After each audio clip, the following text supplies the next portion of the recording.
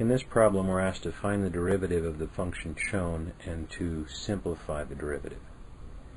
And looking at this, I can see that this function is a product of two functions, 2x minus 3 and x squared plus 2 to the fourth. This will require a product rule to begin with, and then a chain rule on the second piece. So to begin, we will write down the result of the product rule.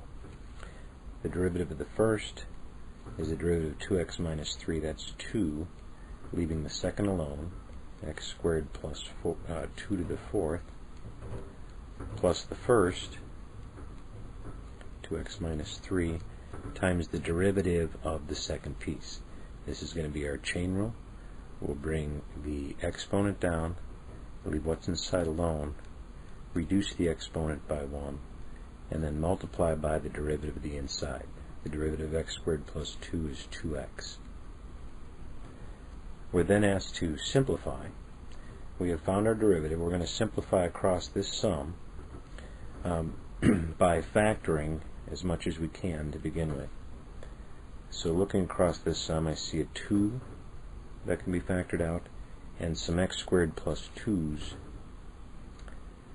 Since I was chaining on a portion of the product rule, I would expect to be able to factor out whatever I chained on. And in fact, I expect to pull out one less than I started with. In this particular problem, I started with 4, and I see 3 on this side, 4 on that side, so I can pull 3 out.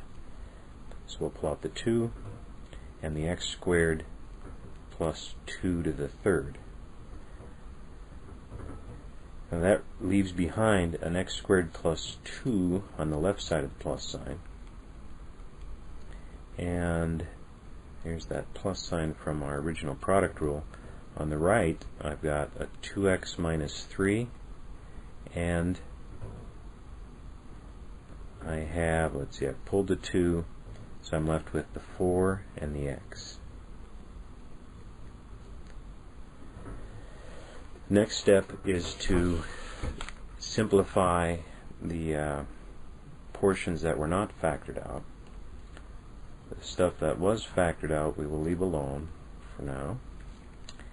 And in here I will just begin by distributing the 4x. So I've got x squared plus 2 plus 8x squared minus 12x. And to finish this, I will simplify this portion by combining like terms. After doing so, if any of the factored quantities will further factor,